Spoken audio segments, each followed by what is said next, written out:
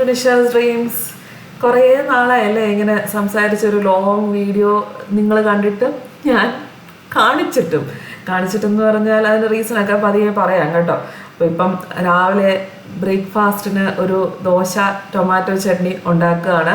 Tomato chutney എന്ന് പറഞ്ഞാൽ ഇതൊരു സ്പെഷ്യൽ ടൊമാറ്റോ ചട്നിയാണ് കേട്ടോ. നിങ്ങൾ യൂഷ്വലി ഉണ്ടാക്കുന്ന അല്ലെങ്കിൽ കണ്ടിട്ടുള്ള ടൊമാറ്റോ ചട്നി പോലെ ആയിരിക്കില്ല. അപ്പം ഞാൻ എടുത്തേക്കുന്ന സവോള ഒരു 2 സവോള, ശരിക്കും 3 സവോള വേണം. ബാക്കി ചെറിയ ഉള്ളിയാണ് എടുത്തേക്കുന്നത്. ഇത് കുറച്ച് വലിപ്പമുള്ള ചെറിയ ഉള്ളിയാണ്. പിന്നെ 3 ടൊമാറ്റോ എടുത്തിട്ടുണ്ട്. അതെല്ലാം കൂടെ കുറച്ച് വലിയ പീസായിട്ട് തന്നെ കട്ട് ചെയ്യാണ്, കാരണം അത് കഴിഞ്ഞ് അരച്ചെടുക്കുവേ. പിന്നെ അത് കട്ട് ചെയ്ത് മാറ്റി വെച്ചു. ഞാൻ ഇന്ന് ഈ ടൊമാറ്റോ ചട്നി ഉണ്ടാക്കാൻ പോകുന്നത് ഇൻഡസ് വാലിയുടെ സ്റ്റെയിൻലെസ് സ്റ്റീൽ പാനിലാണ് കേട്ടോ. അപ്പം എനിക്ക് ഇൻഡസ് വാലിയിൽ നിന്ന് പ്രൊമോഷന് വേണ്ടിയിട്ട് അയച്ചു തന്നാണ്. അപ്പം ഞാൻ നിങ്ങളുടെ മുമ്പിൽ വെച്ച് തന്നെ അത് അൺബോക്സ് ചെയ്ത് കാണിക്കാമെന്ന് വിചാരിച്ചു. അതിൻ്റെ ആ ഒരു നല്ല ഫൈൻ പാക്കിങ്ങിലൊക്കെയാണ് അവർ അയച്ചു തന്നേക്കുന്നത്. അതിൻ്റെ കൂടെ തന്നെ ഈ പാനിൻ്റെ കൂടെ ഒരു തടിത്തവിയും ഉണ്ട് കേട്ടോ. അത് കോംപ്ലിമെൻ്ററി ആണ്.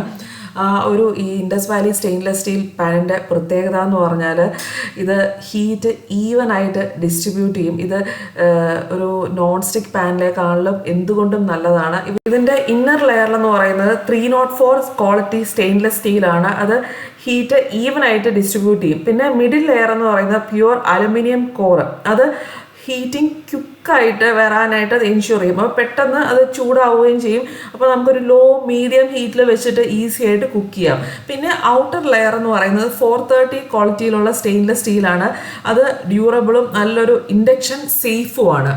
ഈ പിടിയുടെയും ഈ പാനിൻ്റെയും ഇടയ്ക്കുള്ള ഈ ഗ്യാപ്പില്ലേ, അതൊരു എയർ ഫ്ലോ ഗ്യാപ്പ് എന്ന് പറയും. ആ ഹീറ്റ് ട്രാൻസ്ഫർ ഈ ബേസിൽ നിന്ന് പിടിയിലോട്ട് സാധനം എപ്പോഴും പിടി ഭയങ്കരമായിട്ട് ചൂടാവില്ലേ, അങ്ങനെ ചൂടാവാതിരിക്കാനായിട്ടാണ് ആ ഗ്യാപ്പ് ഹെൽപ്പ് ചെയ്യുന്നത്. പിന്നെ ആ പിടിയുടെ സൈഡിലുള്ള ആ ഒരു ഹോളുണ്ട്, അത് നമുക്ക് ഈസി ആയിട്ട് ഈ പാൻ ഹോൾഡ് ചെയ്യാനായിട്ട് ഹെൽപ്പ് ചെയ്യും. എനിക്ക് നല്ല അഡ്വാൻറ്റേജ് ആയിട്ട് തോന്നിയത് ആ ഒരു എയർ ഫ്ലോ ഗ്യാപ്പാണ്. സാധാരണ എപ്പോഴും എനിക്ക് സ്റ്റെയിൻലെസ് സ്റ്റീൽ പാനിൽ പ്രശ്നം വരുന്നത് ഈ പിടി ഭയങ്കരമായിട്ട് ചൂടാവലാണ്. അപ്പം ഇതിൽ ആ പ്രശ്നം ഇല്ല. പിന്നെ ഇതിൻ്റെ ഒരു ഡ്യൂറബിൾ ആ ഒരു റിവേർട്ടഡ് ഹാൻഡിൽ, ആ ഒരു എക്സ്ട്രാ സ്ട്രെങ്തിനൊക്കെയാണ് അകത്തെ ആ ഒരു നല്ലൊരു ഫിക്സിങ് കണ്ടോ. ആ റിവേർട്ടഡ് ഹാൻഡിലും ആ നല്ലൊരു ബലമുണ്ട്. പിന്നെ ഈ പാൻ ഇൻഡക്ഷൻ ഫ്രണ്ടിങ് കൂടെയാണ്. പിന്നെ നമുക്കിതിൽ കുക്ക് ചെയ്യുമ്പോൾ ഫുഡൊന്നും അടിയിൽ പിടിക്കുന്ന പേടിക്കേ വേണ്ട. നല്ല ഈസി ആയിട്ട് ലോ ടു മീഡിയം ഹീറ്റിൽ തന്നെ കുക്ക് ചെയ്യാം. അങ്ങനെ നമുക്ക് ഗ്യാസ് കൺസപ്ഷനും ലാഭിക്കുകയും ചെയ്യും. പിന്നെ വാഷ് ചെയ്യാനും കഴുകാനും നല്ല ഈസിയാണ് കേട്ടോ.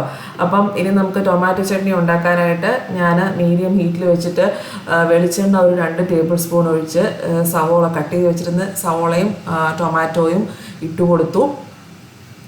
അത് കഴിഞ്ഞിട്ട് അതൊരു മീഡിയം ഫ്ലെയിമിൽ തന്നെയാണ് കേട്ടോ ഞാൻ കണ്ടിന്യൂസ് ആയിട്ട് ഇത് കുക്ക് ചെയ്ത്. അങ്ങനെ ലോ മീഡിയം ഫ്ലെയിം ഹൈ ഹീറ്റിൽ വെച്ചിട്ടേ ഇല്ല. പെട്ടെന്ന് കുക്കിങ് കഴിയും കേട്ടോ. എനിക്ക് ആ ഈ സ്റ്റീൽ പാനിൽ വെച്ചുകൊണ്ട് തന്നെ അധികം ടൈം കുക്കിങ്ങിനും എടുത്തില്ല. മീഡിയം ഫ്ലെയിമിൽ തന്നെ. ഇത് പിന്നെ അധികം നേരം ഇളക്കേണ്ട ആവശ്യമില്ല കേട്ടോ. ഇത് ബ്രൗൺ കളറൊന്നും ആവണ്ട ഈ ടൊമാറ്റോ ചട്നിക്ക്. ഇവയുടെ ഇതിൻ്റെ കൂടെ കിട്ടിയത് തടിത്തവയാണ് കേട്ടോ. ഇതിന് സ്റ്റീൽ തവിയും യൂസ് ചെയ്യാം. ചവിന്നൊക്കെ ആയി പോകുന്നു, തവിയും യൂസ് ചെയ്യാം. പക്ഷേ ഞാൻ ഇതിൻ്റെ കൂടെ തടിത്തവി കിട്ടിയത് കൊണ്ട് അത് യൂസ് ചെയ്തേ ഉള്ളൂ. എന്നിട്ട് ഒരു 2 ടേബിൾ സ്പൂൺ തേങ്ങ തിരുമ്മിയത് ഇട്ട് കൊടുത്തു. അതാണ് ഞാൻ ഇതിൻ്റെ ഒരു സ്പെഷ്യാലിറ്റി എന്ന് പറഞ്ഞത്. സാധാരണ നിങ്ങൾ ടൊമാറ്റോ ചട്നി ഉണ്ടാക്കുമ്പോൾ തേങ്ങ തിരുമ്മിതിടാറില്ലല്ലോ. ഇതിന് ഈ തേങ്ങ തിരുമ്മിതിടുന്നതാണ് സ്പെഷ്യൽ ടേസ്റ്റ് ഉണ്ട്. അപ്പോൾ തേങ്ങാ ചട്നി അല്ല, ടൊമാറ്റോ ചട്നി അല്ല, പക്ഷേ ഇതിനൊരു സ്പെഷ്യൽ ടേസ്റ്റ് ഉണ്ട്. തേങ്ങ തിരുമ്മിതിട്ടിട്ട് ഒരു 2-3 മിനിറ്റും കൂടെ ഒന്ന് ഇളക്കി കൊടുക്കണേ ആ ഒരു മീഡിയം ഫ്ലെയിമിൽ. ഇതിപ്പം ഞാൻ ഫ്രീസറിൽ നിന്ന് എടുത്ത് കട്ട തേങ്ങയാണ്. അതൊരു 3 മിനിറ്റ് ഇളക്കിയാൽ മതി. എന്നിട്ട് മുളക് പൊടി, എന്നിട്ട് 1 ടീസ്പൂൺ മുളക് പൊടി മതിയെ. ആവശ്യത്തിന് ഉപ്പ്, മുളക് പൊടിയും ചേർക്കുക, ഇളക്കി കൊടുക്കുക. ആ തേങ്ങ ഒന്ന് വെന്ത് വരണം. നല്ല ടേസ്റ്റാണ് കേട്ടോ. എന്നിട്ട് ഒരു 3 മിനിറ്റ് ഇങ്ങനെ കണ്ടിന്യൂസ് ആയിട്ട് ഒന്ന് ഇളക്കിക്കൊണ്ടിരിക്കുക. ലോ ഫ്ലെയിമിൽ ഇടുകയാണെങ്കിൽ കണ്ടിന്യൂസ് ആയിട്ട് ഇളക്കുകയൊന്നും വേണ്ട.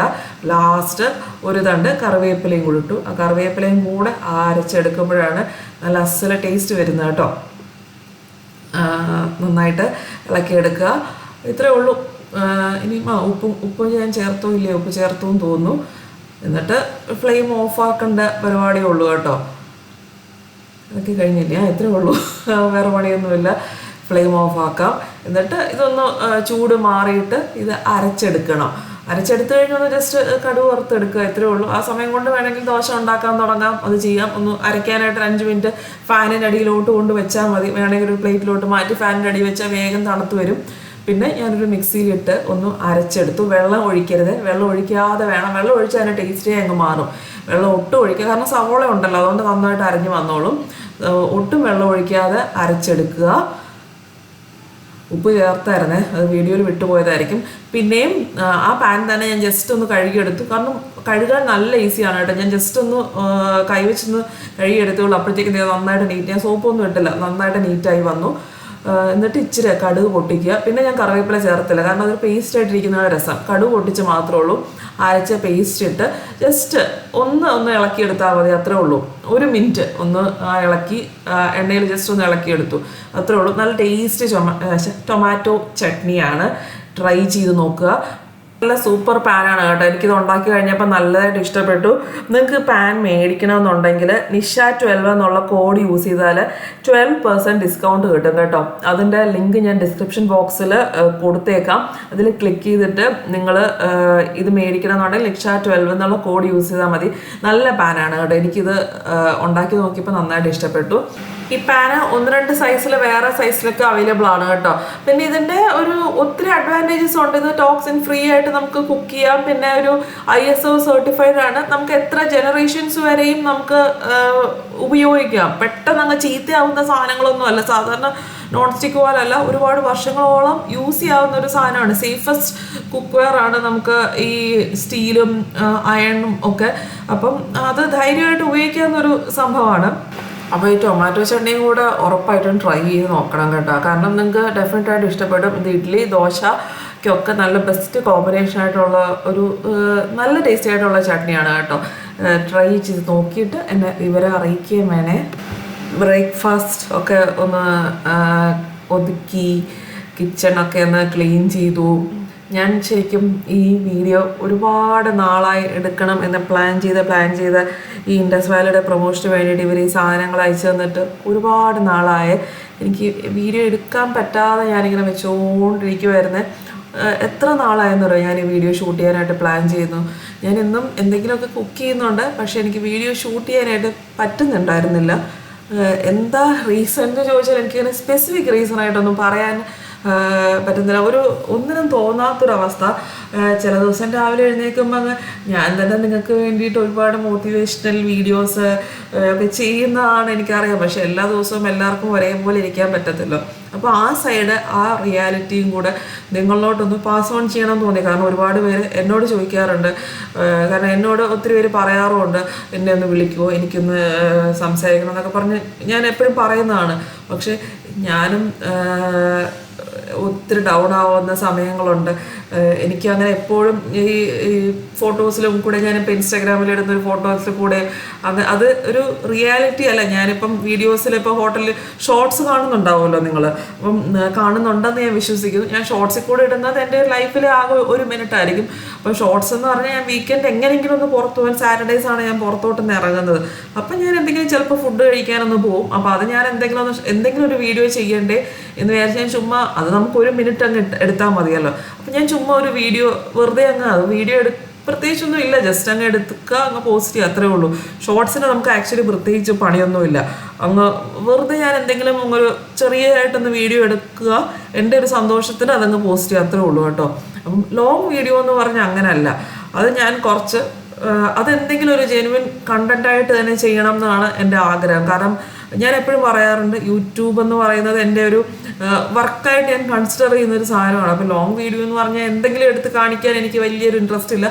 കാണിക്കുമ്പോൾ നല്ലൊരു വീഡിയോ ആയിട്ട് തന്നെ ചെയ്യണം എന്ന് എനിക്ക് ആഗ്രഹമുണ്ട്. ഷോർട്സ് പോലെ എന്തെങ്കിലും ചെയ്യാൻ എനിക്ക് പറ്റാറില്ല. ഞാൻ കുറച്ചൊരു പെർഫെക്ഷനിസ്റ്റ് ആയിട്ടുള്ള ഒരാളാണ് എന്നാണ് ചുറ്റിനുള്ളവർ പറയുന്നത്. ഞാൻ തന്നെ എന്നെപ്പറ്റി പറയുന്നതല്ല, മുരളിയേട്ടൻ 100 വർഷം എന്നെപ്പറ്റി പറയുന്നത് ഇങ്ങനെ ആവരുതെന്നാണ്. കാരണം ചെയ്യുന്നത് എന്തും കറക്റ്റായിട്ട് ചെയ്യണം എന്ന് വിചാരിക്കുന്ന ഒരാളാണ്. അപ്പം എന്തെങ്കിലും ഒരു വീഡിയോ ചെയ്യരുത് എന്ന് ആഗ്രഹമുള്ളതുകൊണ്ടാണ്. അപ്പം റീസൺ എന്ന് പറഞ്ഞാൽ മിക്ക ദിവസവും ഇപ്പോൾ ഈയിടെയായിട്ട് എനിക്ക് കഴിഞ്ഞ 1 മാസമായിട്ട് ഒന്നും ചെയ്യാനായിട്ടൊരു മൂഡ് വരുന്നില്ല. പ്രത്യേകിച്ച് അത് ഡിപ്രഷനാണെന്ന് ചോദിച്ചാൽ ഡിപ്രഷനാണെന്ന് പറയാൻ പറ്റത്തില്ല.